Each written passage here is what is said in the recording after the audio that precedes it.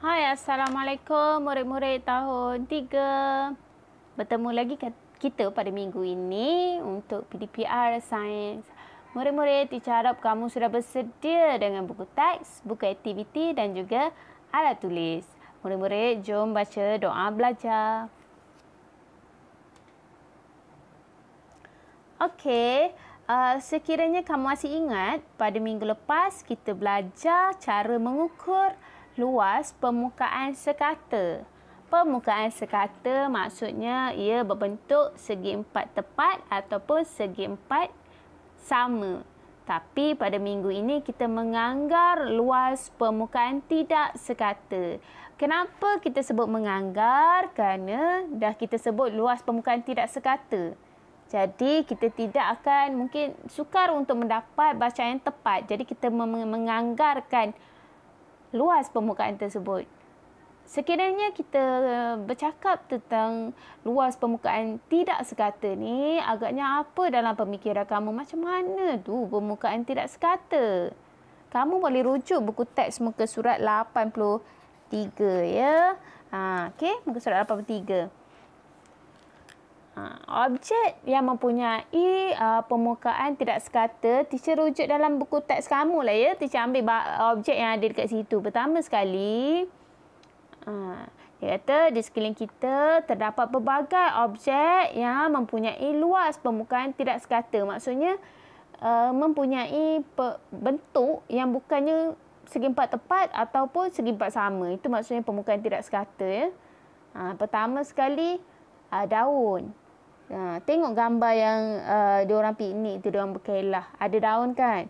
Daun. Ini adalah objek yang mempunyai luas permukaan tidak sekata.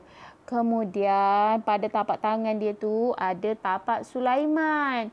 Jadi ia juga permukaan tidak sekata. Dan yang ketiga, teacher tak pasti, tak berapa nampak. Tapi teacher nampak macam bendera Malaysia yang betul love tu. Tapi teacher ambil sempena bulan Merdeka ni, bulan Ogos. Teacher ambil logo bulan Merdeka kita ni. Malaysia Prihatin. Bentuk dia macam ni kan, betul love. Kemudian ada bunga raya punya stigma ni kan. Jadi ketiga-tiga ini mempunyai luas permukaan tidak sekata. Jadi bagaimana kita nak kira luasnya? Sebab ia ada luas, ada permukaan. Tapi berapa luasnya? Jadi kita menganggar menggunakan apa yang kita boleh guna? Ini. Apa ni? Minggu lepas kita dah belajar. Ini adalah kertas graf. Luas permukaan tidak sekata sesuatu objek boleh diukur menggunakan petak bersaiz 1 cm darab 1 cm pada kertas graf. Pada minggu lepas, teacher ada pesan. Siapa yang ada kakak abang yang sekolah menengah, cuba nak tengok kertas graf tu bagaimana. Okey. Jadi kamu akan tengok satu petak berukuran 1 cm panjang dengan lebarnya 1 cm. Ini yang kita panggil petak bersaiz 1 cm darab 1 cm. Minggu lepas kita belajar kertas petak. Jadi sekiranya kamu tak ada kertas petak 1 cm darab 1 cm, kamu boleh ambil kertas graf. Bagaimana kita nak buat ni? Rujuk muka surat 84. Langgi dan Kina ingin menganggar luas permukaan selai daun. Langgi kata, Kina, bagaimanakah cara menganggar luas permukaan daun ini? Kina jawab apa? Kita perlu tekap dan lakarkan bentuk daun pada kertas graf terlebih dahulu. Alah, ini kan sebenarnya teacher dah beli satu rim kertas graf sebab nak buat aktiviti ni. Tapi tak apalah, keadaan macam ni teacher tunjuk je lah kan. Ini yang dalam buku teks kamu. Teacher besarkan saja. Cara pertama, Kina cakap, kita ambil objek yang mempunyai luas permukaan tidak sekata tu. Kita tekap pada kertas graf. Kemudian kita lakar. Lakar tu maksudnya kita lukis lah bentuk tu ikut dia punya garisan luar. Kemudian dapat yang muka surat yang kedua tu kan. Dapat yang macam tu. Kemudian kita tanda kan. Tanda kan, macam mana kita nak bezakan tanda merah dengan tanda biru ni? Ini tanda merah maksudnya ia memenuhi ruang semua, penuh. Kalau kotak tu penuh, duduk keadaan penuh. Nampak tak? Yang dia tanda raik merah tu dia penuh, kotaknya penuh. Kotaknya penuh. Bila kita kira ada 11. 11 kotak yang penuh. Kemudian kotak yang separuh penuh macam ni, lebih pada separuh lah. Kalau dalam tu kamu kira kotak kecil tu ada berapa, separuh penuh. Yang lebih kepada separuh. Okey, lebih separuh penuh dia tu, kita tanda biru, kita kira 1 2 3 4. Kalau dekat kamu tengok yang bawah tu dia sikit saja. Kalau kena dekat sikit kita jangan kira. Kita kira yang penuh, lebih penuh pula, separuh daripada kotak tu. Faham tak? Lebih. Kamu tengok buku kamu tu. Lebih. Okey? Lebih. Lebih pada separuh. Kalau separuh tanda merah, nanti kamu guna color pencil kamu nak buat aktiviti nanti. Yang penuh tanda merah, maksudnya penuh. Dia duduk dalam kawasan daun tu.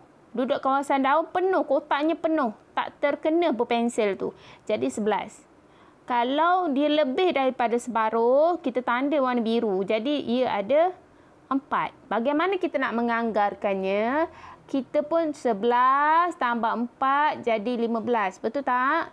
Jadi luas permukaan daun ni adalah 15 cm persegi. Faham tak? Kalau teacher explain macam ni.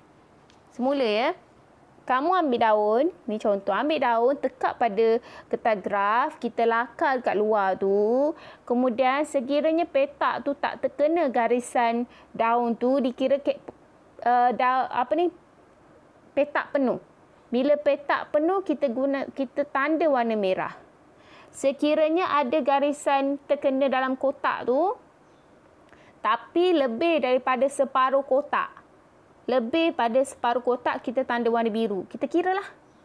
Kamu tengok yang atas sekali tu, yang atas, daun tu, atas, dia tak tanda kan merah, tak tanda biru, tak tanda kerana tak sampai separuh pun ia memenuhi.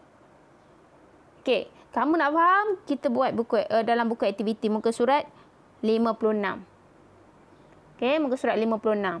Hari ni kita buat ini sahaja.